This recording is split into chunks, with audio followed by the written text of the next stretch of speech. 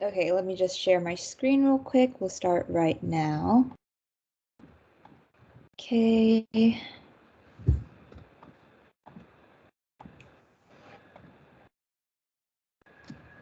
Perfect. Hello, everyone. Thank you so much for attending this call today. My name is Dylan Wildman. I'm the Master of the Moots, and with me is Berlinda Tan, the Mistress of the Moots. So this call today is going to be almost a riff of the demo Moot yesterday. So we hope that a lot of you were in attendance for that. But today we're going to just be elaborating more into what mooting is, why you should moot, and the different processes and the structural elements behind mooting. So we're going to be talking about just deeper into the research process and how you can construct yourself to be the best mooter possible. So it's very important that you attend these workshops and these breakout sessions to help to develop these soft skills and to help to build your confidence as well. Okay, so before we start, we really want to introduce your mini mistresses for the first year competition, Amalik Naji and Miss Mary Collingridge. If you could turn on your cameras and mics for a second to say hi to everyone. Hi, everyone. Mary, are you there? I think Mary said she's feeling a little bit unwell, but she's still here. So yeah, so we've Amelie Naji and Mary Collingridge as well. These are your minis. Yes. So you're going to be interacting with those guys a lot. So just make sure you familiarize yourself with them. So now I'm going to be talking a little bit about what mooting is. So mooting is essentially a mock appeal centered around a fictitious legal dilemma. And it has a series of different skills which are involved within the process. So firstly, reading and analyzing the problem. You're going to be given a case problem, and it's your responsibility to go through the case problem and be able to dissect the most relevant from the immaterial information and present an argument in such a way which shows to the judge and shows to the opposing side that this is a very strong and your argument has a lot of vigor. So researching into the law, what you have to do is you have to look in from the case the case problem that you've been given and relate it to real existing cases and use that and use the precedents which have been set by those cases as a way to help strengthen your argument and to prove that why your argument is so strong. Involved in the mooting competitions is the preparation of written submissions where you will talk about what you actually want to argue, what your point of direction is. Then the oral presentation of arguments is the advocacy side of things when you're talking and you're actually advocating on behalf of the argument that you've prepared. And then responses to judicial intervention. This is a testament to how well you can work under pressure and just being able to be spontaneous and illustrate how well you've prepared for the moot. Okay, so the basic structure of how the whole mooting process looks like this. You're given a case problem, and as we mentioned yesterday in the demo moot, your case problems will be based on your current law course. So we'll be giving you criminal, tort, property, and then for our commercial moot, we'll obviously be testing you on contract law as well. In terms of the research process, besides that, you'll have to submit a bundle. In terms of the first year competition, it will be virtual, so it will have to be an e-bundle, and we have an upcoming session next week on how to formulate and how to merge your PDFs and all that stuff. So that will be very, very important for you to attend. We have a skeleton argument. You have to submit a skeleton argument 24 hours to the judge prior to the moot. So there will be two sides. So there will be an appellant side, respondent side, 2 grounds of appeal, and 2 submissions under each appeal. And we'll show you how a skeleton argument looks like later in this presentation. And then we have the mooting round itself. Okay, so there's lead appellant, junior appellant, lead respondent, and then junior respondent. And Dylan will also touch on how many your time restrictions for each mooter. But yes, there will be a lead and junior counsel. And a very key element in becoming the best mooter you can be is the feedback. So after your mooting round, the judge will give you a short verbal feedback, but we have a feedback form which has more detailed criteria where the judge will touch on ways that you can improve, such as etiquette, maybe your research, some part of your skeleton argument maybe. So that will be given an email to you after the mooting round in due time. So in terms of analyzing the problem, okay, like I mentioned earlier, there are 2 grounds of appeal and there are 2 submissions under each appeal. The points of law are in dispute. So as you know, like you've watched, like I'm pretty sure a lot of you guys watch like How to Get Away with Murder or like Suits, you have like a jury, you speak in front of a jury and you interrogate, your witness. But this is more technical because we have to argue through the case law. The facts are not in dispute in terms of how the facts are already submitted as clear evidence. So we cannot argue about the facts. We argue through case law. So you have to identify key contentious issues when we give you the problem, identify the area of law. So for example, yesterday in the demo moot, the area of law, criminal law, under gross negligence, manslaughter, or constructive manslaughter. So that is the area of law that they were arguing about yesterday. And in terms of researching the law, Dylan can take away the stage. In terms of researching the law, one of the most valuable piece of advice I can give you is like using textbooks as much as you can, because in the textbooks they will talk about a lot of good law and a lot of relevant cases which you can draw into your submissions. Along with this is practitioners' text as well, which is also very useful. Online bite-sized resources, for example, e-law resources and law teacher. However, please note that you need to make sure that when using e-law resources that you're looking at law which is the most relevant and most up-to-date. It's good law, because for example, if you were to be researching something into constructive manslaughter, for example, and if you were to use e-law resources, it would list loads of cases through like talking about constructive manslaughter, but it won't necessarily like say the one that is the most relevant or the most pressing. So you need to be able to like identify, okay, this is this is the kind of chain of reasoning, but this is the main law, and this is the good law. Do not use class textbooks as authorities, only practitioners' texts. Read through the relevant law reports. Make sure you understand the case, find the ratio, decedandi, and the obiter. Berlinda will touch on that in more detail later. Also find any key quotes from your side and the other side. You can never be too prepared. That's one thing I always say, you can never be too prepared. Just being able to preempt and anticipate the arguments that are going to be made by the opposing team, and just being able to just be ready for that. The Halsbury laws available through LexisNexis, directing you to the relevant cases, and also, just as I said, to reiterate, to confirm the authority is still good law. Okay, so how do we know if it is still good law? This is the Westlaw database right now, and as you can tell, I'm pretty sure a lot of you guys know how to get through the legal database, but it's basically just to summarize. You log into your university account, you go on Warwick Library, and then there's a database little like option under the. Berlinda, I think you've just been put on mute.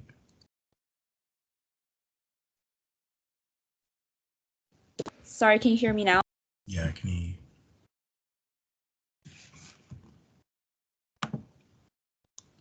No, I think you've been put on mute again.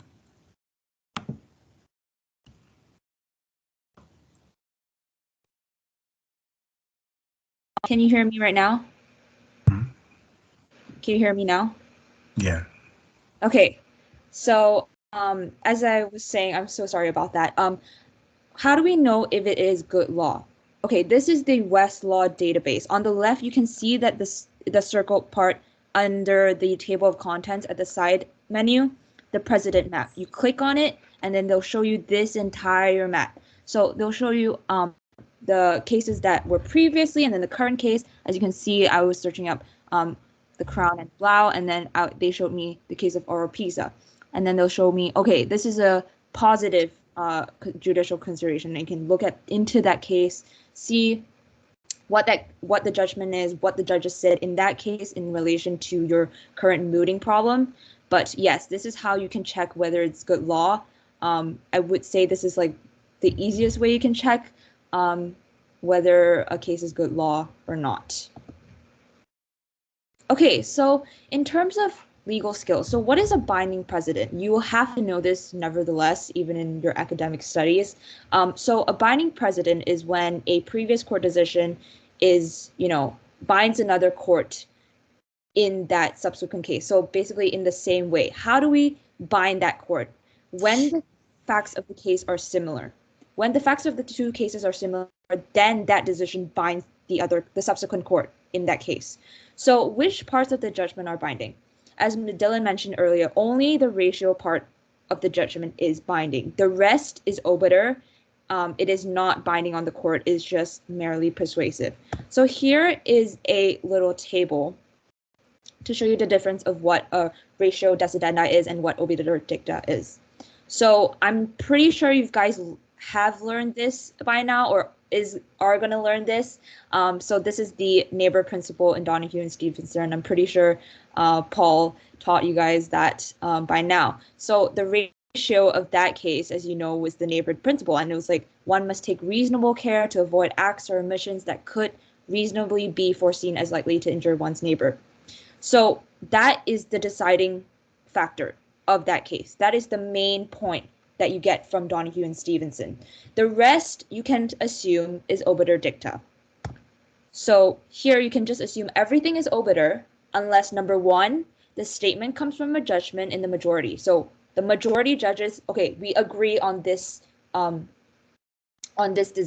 concept.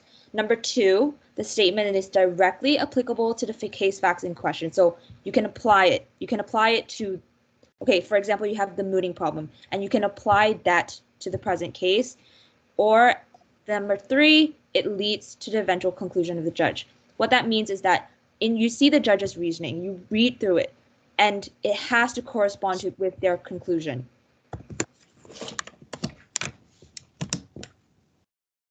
Are all statutes binding?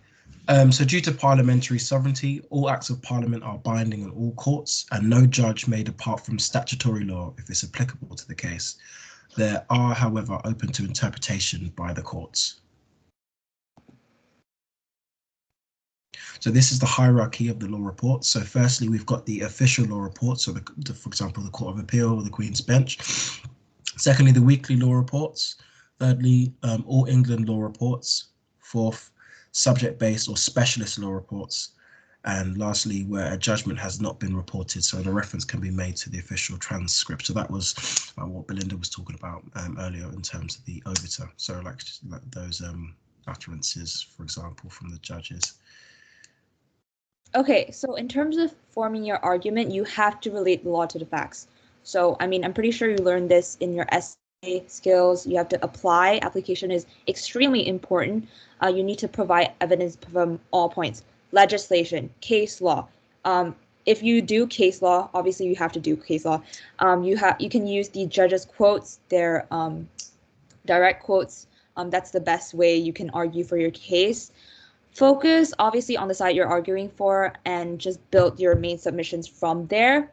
2 to 3 submissions per mooter. I've had moots where you have a time restriction. The lead appellant had like 7 minutes, and they had 3 submissions, and they went completely over their time. So I would recommend try to keep it as concise and direct as possible, because you will have your points docked off if you do go over the time limit.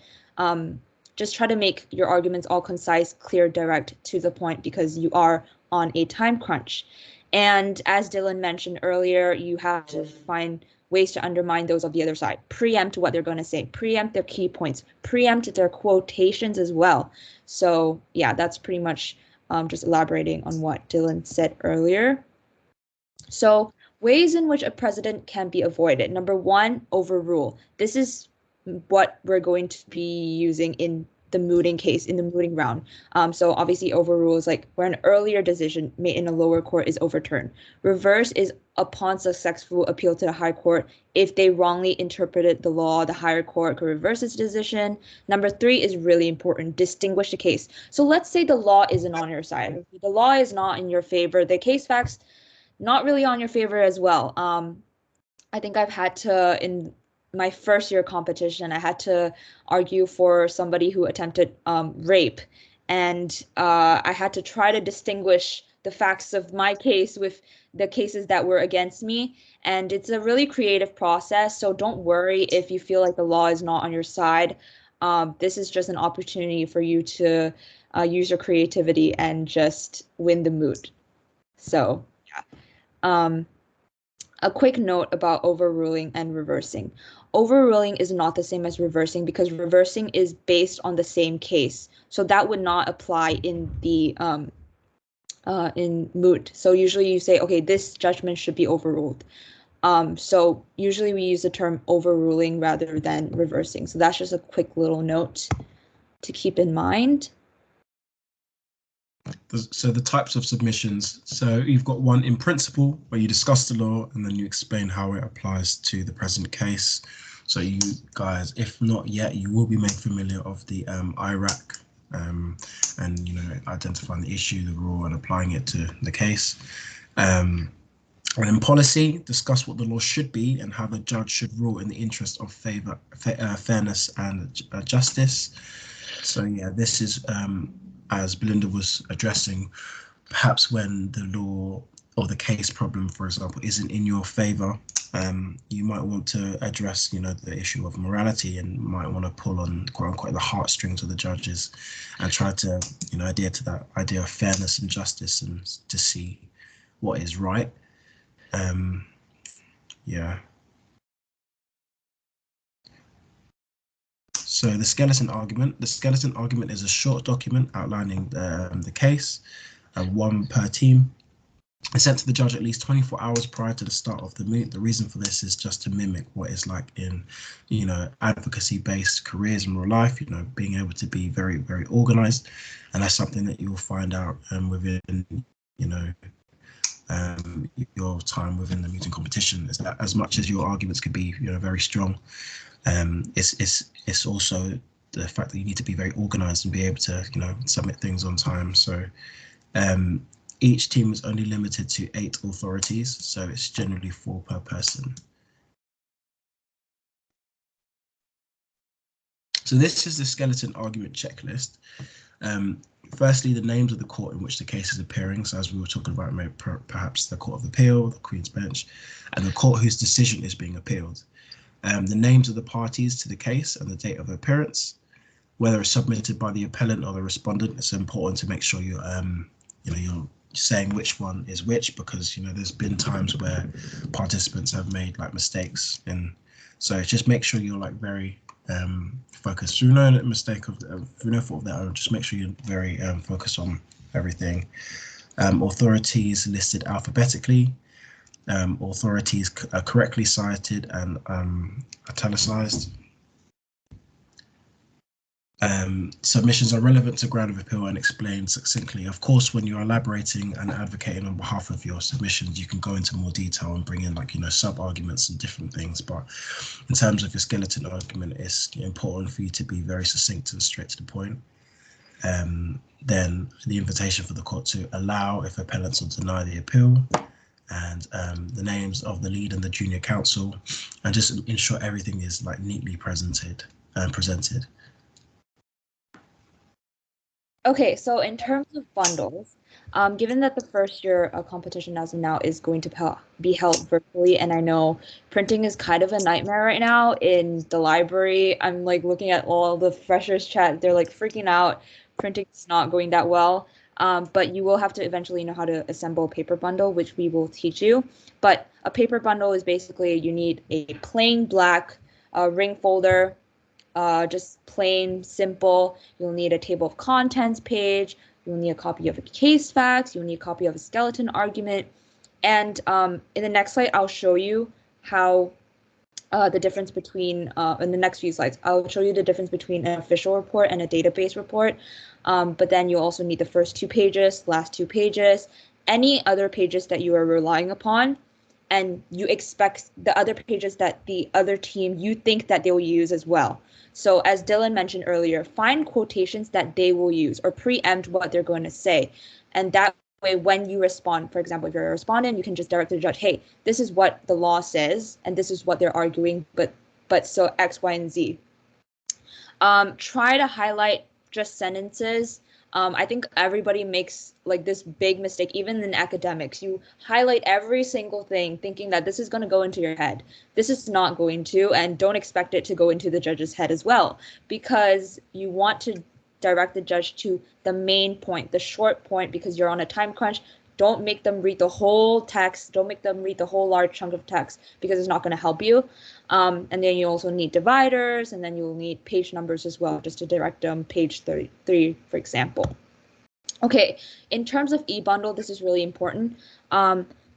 This is where you're going to download your official law reports. So as I said, Westlaw, LexisNexis, you can access those through the Warwick Library website. So you obviously have to log in, and then you don't have to go directly into Westlaw, sign in through your institution. Just log into your university account first, and then go to Warwick Library. Then you can be directed to those legal databases. Okay, this is what I'm talking about. This on the left is an official report. On the right is a database version. So if you cannot find the official law report, you will have to inform the judge during or before the moot. Obviously, when you send e-bundles, that is 1 hour prior to the moot. The skeleton argument is 24 hours prior to the moot. So this will be in your bundle. And if you want to, if you forgot maybe like prior and say you forgot to inform the judge like prior to the moot when you send the e-bundle, hey, we don't have the official report. Please accept this database version. You can also do that in your during your moot and just say like apologies, we cannot find the official report, so on and so forth.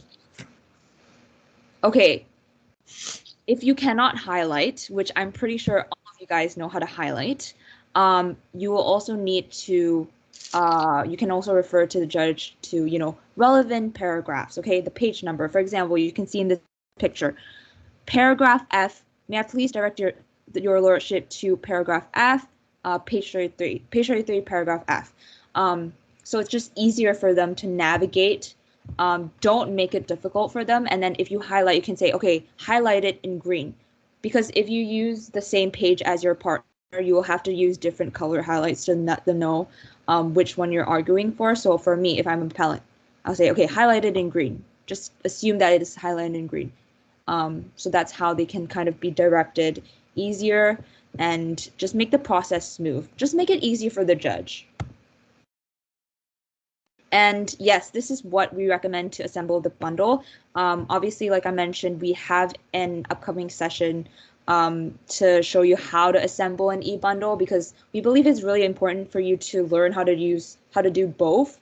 But this is the e-bundle website. I mean, the website that we use, that I also use for assembling the e-bundle. Really easy to navigate, but we'll dig into those like later on in the sessions. The running order of a moot. So the lead appellant is given 7 minutes and the junior appellant is given 5 minutes.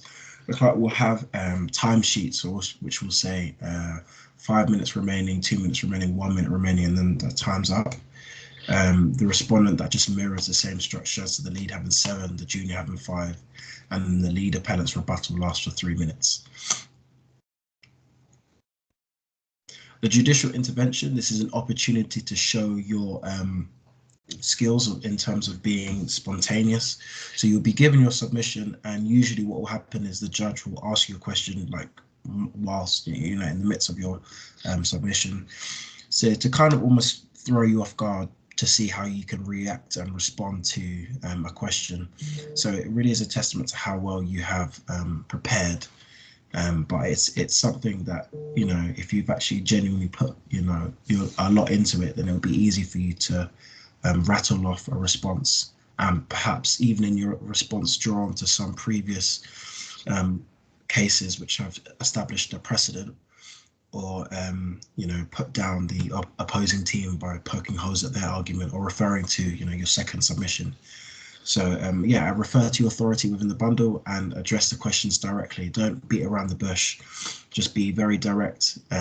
If it throws you off guard, as Berlinda will talk about later, take a second to recompose yourself and then try to answer the question, because as I said, you're competing against loads of people who are like of a really high standard. So you need to be able to, almost as if it's a checklist, be able to tick off each individual thing and know that you're doing well, being able to advocate well, being able to respond to judicial intervention well, and so on and so forth. So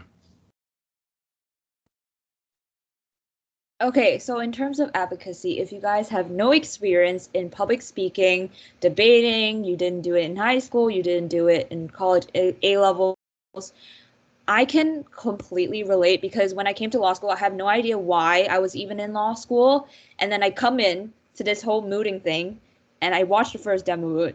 And then my partner and I, who you know, Charlotte, the current vice president of Law Society, check her out, she's amazing. We participated, we joined it. I was like, what am I doing? Like, I have no idea why I'm even in law school. Why am I joining this competition? And you're always going to be nervous a little bit, at least a little bit before each mooting round. It's just a given. It's not a big deal. Everybody deals with, anxiety, and all you got to do is just practice more. And how you can practice more is join more of our competitions, which we will touch in the next few slides.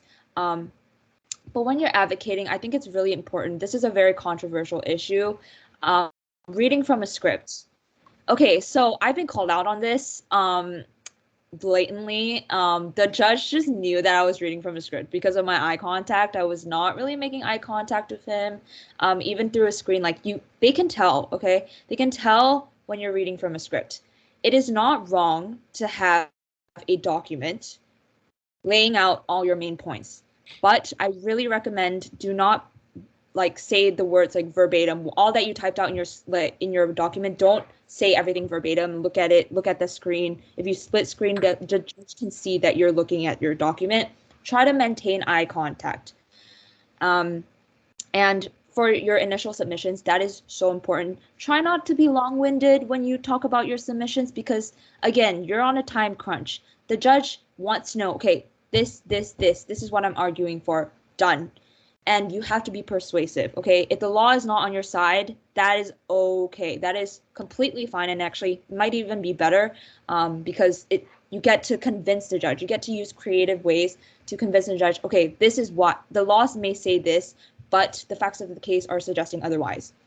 Appropriate language, which I will touch on in terms of etiquette after this.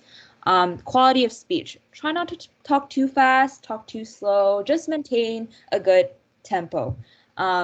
Be confident, okay? If you don't trust in yourself, that's okay. Just project as much as you can. Just try your best and just maintain a good pace when you advocate for your side. Okay, like I talked about earlier, if you're feeling the butterflies, that is fine. I remember in the first year moot competition, the final, I was completely nervous. I was still nervous, even after I've done multiple rounds. I had to ask the judge, okay, could you please give me a moment to compose my thoughts, and make sure after that everything you're saying makes sense, because I started babbling things and it just, I didn't even know what I was talking about. My brain was not computing. So just take a moment to collect your thoughts. And I know this sounds like some meditation thing, but genuinely take a second to collect your thoughts. Make sure the arguments after that are articulated and they just make sense to judge. Yeah.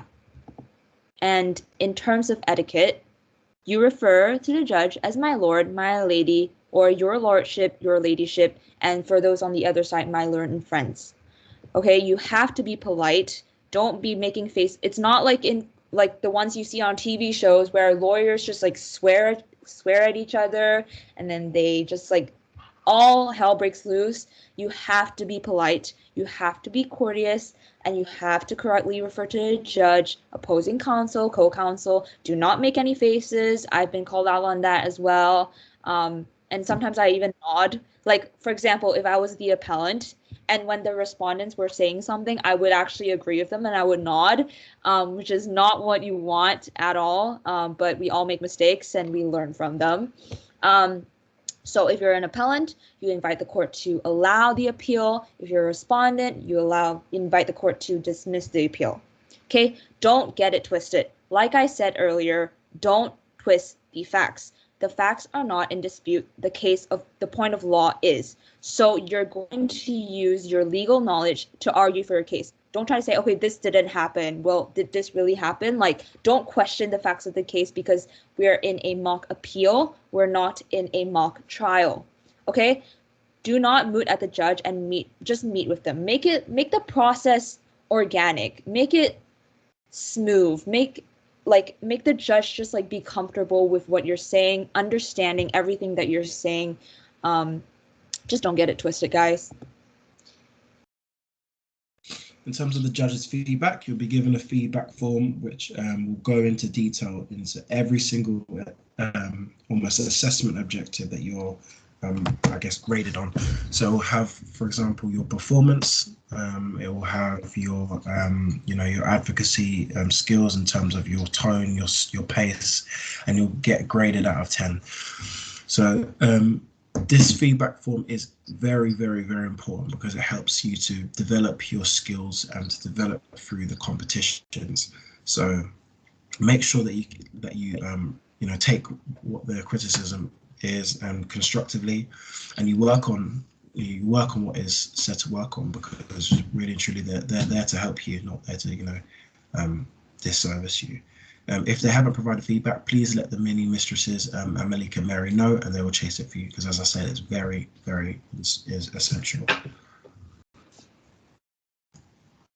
Okay, so if you're still conflicted on whether or not you should moot, everybody in the freshers chat is freaking out about their lecture reading list and I can't finish this, I can't balance my academics. Like we said earlier, our case problems will be based on your course.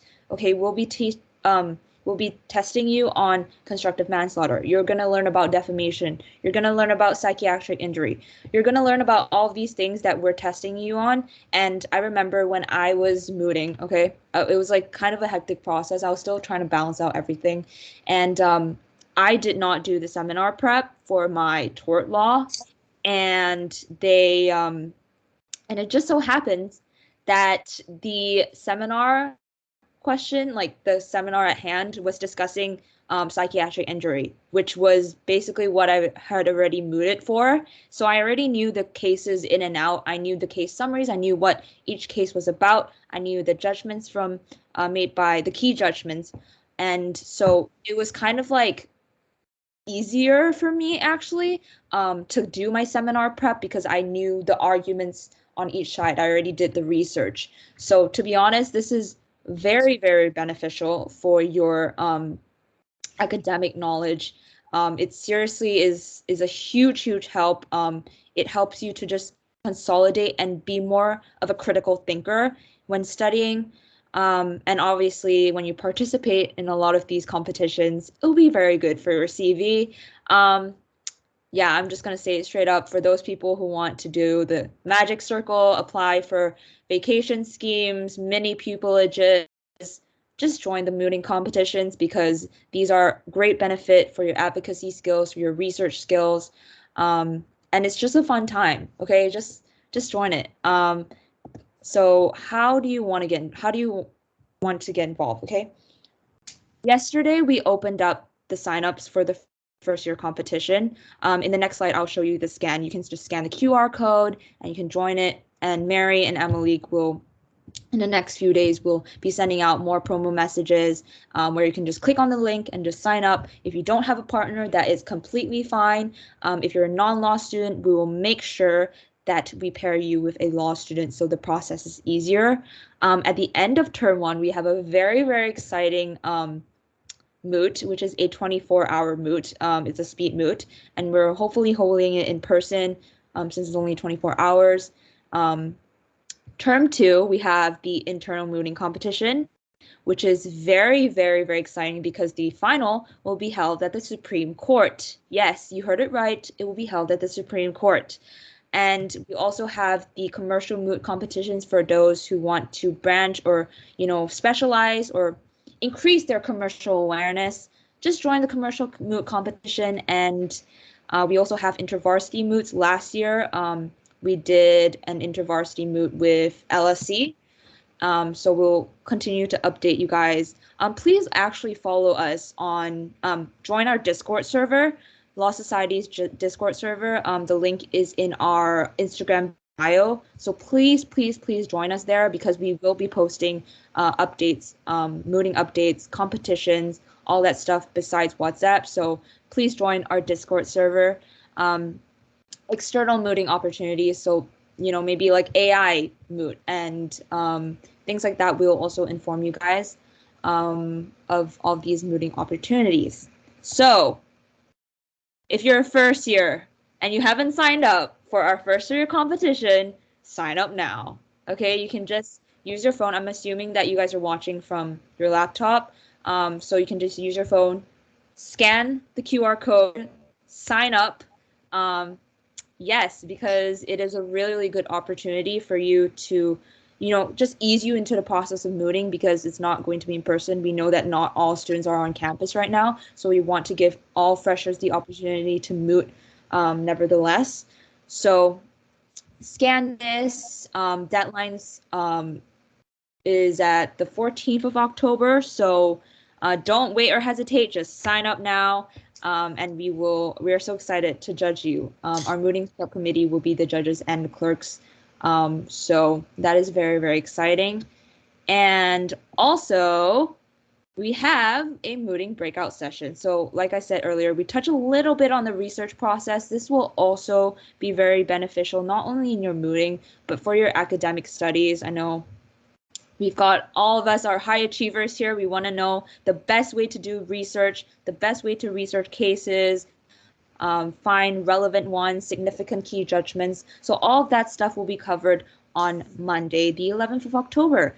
We will be using the sample mooting problem that we used in the demo moot yesterday. So please join us on this amazing journey. And we're excited to assist you in any way possible. We will be sending these the link for this in this weekend as well. But yes, that is that. I will stop sharing now. And if anyone has any questions, we are happy to take them. Yeah, we and you can just in the chat. Yeah, you can also type it in the chat. That's totally fine too.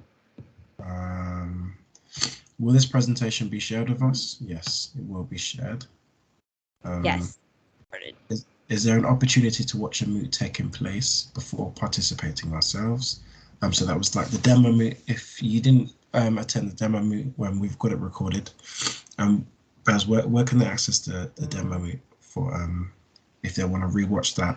Because that will just show you like an example of the best mooters in action.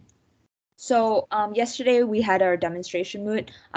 Thankfully we recorded it and it is going to be uploaded on our YouTube channel, Warwick Law Society. Please follow us on Instagram because we update everybody there and we have a link tree on our bio. So you can go follow us on our YouTube channel because it will be uploaded there, the demonstration moot, which we recorded. So you can just see how it looks, see how the process looks like.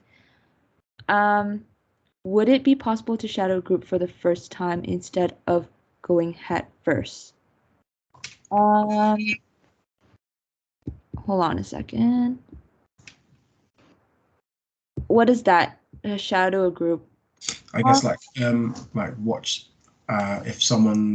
if a group goes in for the mooting competition, they just like stay back and just watch it. So usually a mooting round is there are limited people in a mooting round, so there'll be lead appellant, junior appellant, lead respondent, junior respondent, the judge, and the clerk. So this will be virtually. So this is not, this will help you ease into the process of mooting. If you want to watch our demo moot, that's how the process looks like. So yeah, you will not really be able to shadow it because that's not how a mooting round works. But please just watch our demonstration moot because that will give you an idea of how it looks like. If you're scared, don't worry. I was like freaking out. I was absolutely like, I was like so scared. I was like, how am I gonna do this? I've never done this before. I have no debating experience, but I did that physically, and I'm pretty sure y'all can do it virtually. Are there audiences for these moots? Okay, for the final, it will be publicized. So the whole audience can watch the final in the first year competition. Oh, thank you, Stacy, for dropping the Discord link. That is very kind of you. Will the breakout session on the 11th be recorded? I have a seminar at the time and I won't be able to make it. Yes, it will be recorded and it will be uploaded. All of our sessions will be recorded, but I really recommend just watching it live because it's just easier, and you don't really have to you don't have to like forget to like watch it and like find difficulty. Just watch it live. But yes. What is the date of the first year moot? Okay, so signups are already open.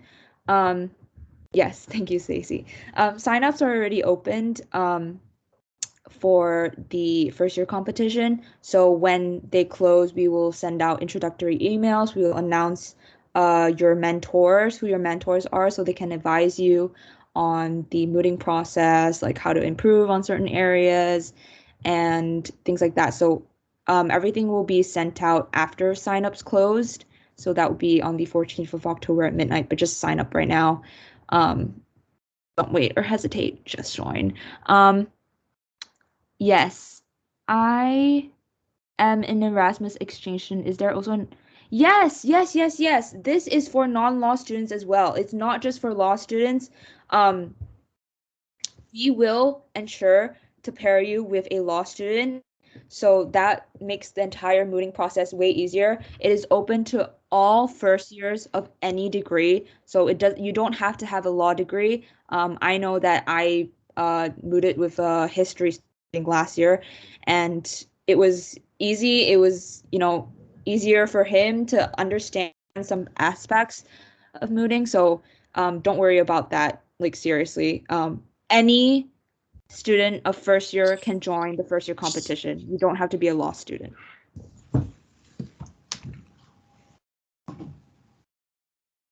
Okay, so are there any opportunities for second years? Yes, we have the speed moot, like I mentioned, at the end of term 1, but term 2 is very, very exciting too. Okay, the speed moot is a 24-hour moot, so we'll hopefully hold it in person.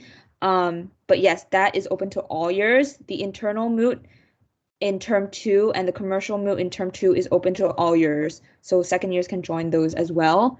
Will there be training sessions with no experience in mooting? Yes. So in terms of like breakout sessions, we'll teach you how to research, how to do a skeleton, how to do the e-bundle.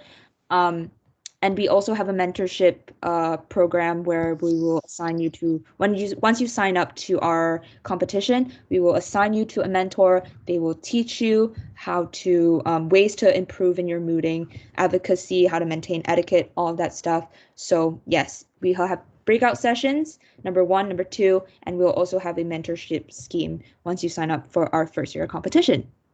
I don't know if you answered this one. If we sign up individually, we'll be paired arbitrarily. Yeah, you will do. So we're aware that a lot of people won't, have partners already. I mean, unless you do, there's an option that you can say, I'd like to be with X.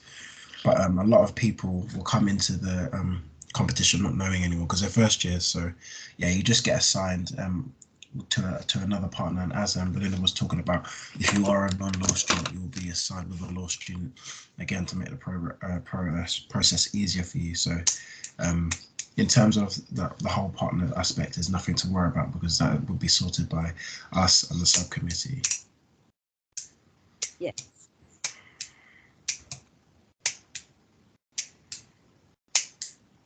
That's fine. You can also ask us like on our Discord server.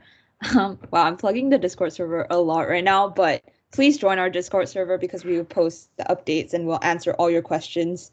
It'll be like a little like Q&A platform thing.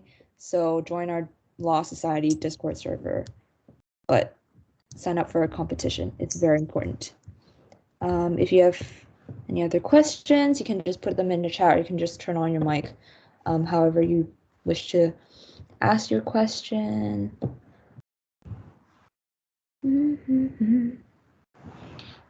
Oh, hi, Adila.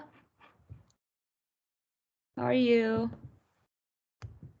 When are the freshers rep opening? Okay, so that one, for the Law Society, freshers rep applications, that one you have to really follow, stay updated with our Instagram. So follow us at Warwick Law Soc, because the freshers rep is not specifically under Mooting department, but it will be generally for the entire Law Society. So please just stay updated because we will make posts about it soon.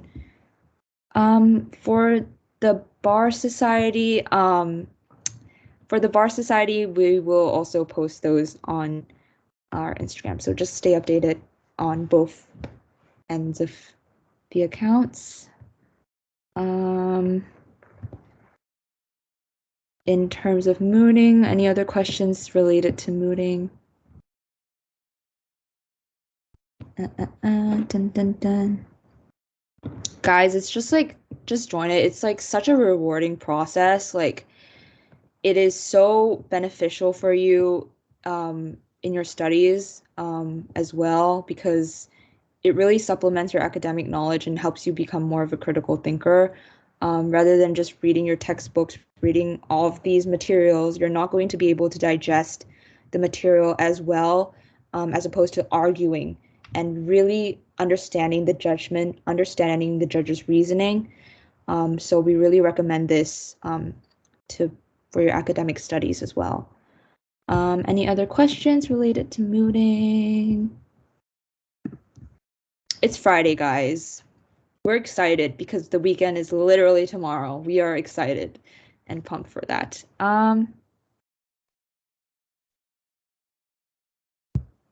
Thank you. She's so nice. Yes, you will be assigned amazing mentors. We have a mooting subcommittee. Yes, that's great. We have a mooting subcommittee who are all experienced in mooting, and we'll assign you to them, and they'll make sure to make you the best mooter you can be. But yes, we will do that. Our mentorship scheme is very, very important. Thank you so much. Yes. If you guys missed the QR code, I can share my screen one more time. And hold on a second. And you can just scan it in case you missed it. But we'll also post it through our social media. But yes, in case you missed it, you can just scan this QR code and sign up for it. We're really, really excited for you guys to see you guys moot. It's like so exciting. I'm just so excited. I just can't hide it. But yes, if you don't have any other questions, thank you guys so much for coming today. Really means a lot. Yes. Thank you guys. Look forward to seeing you soon. Oh, yes. The QR code. I'll still put it up on the screen in case you guys missed it.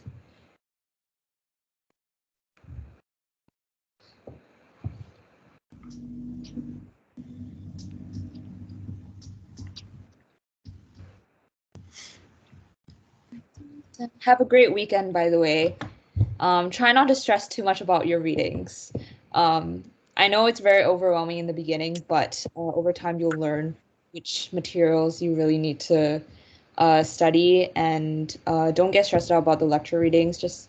My recommendation is just make sure you at least get the seminar readings done, because that's the most important, but don't stress out extra readings and stuff. Those help to supplement your knowledge. Yeah, law school is overwhelming in the beginning, but you'll gain your momentum. And don't worry if about like being like, joining Mooting, making like worrying about, it wasting your time or anything like that. It is definitely not a waste of your time. In fact, it is an investment. It's a good investment because it's going to help you with your exams as well, since we're testing you on topics you will learn in law school. Thank you, guys. Yes, have a lovely weekend. I will stop sharing my screen. I'll just make sure that you guys get the link to the signups. But yeah, thank you guys so much for attending. Bye. Thank you, Priya. Thank you, Irfan. Thank you, Priyam. Have a great weekend, guys. Dun, dun, dun, dun, dun, dun.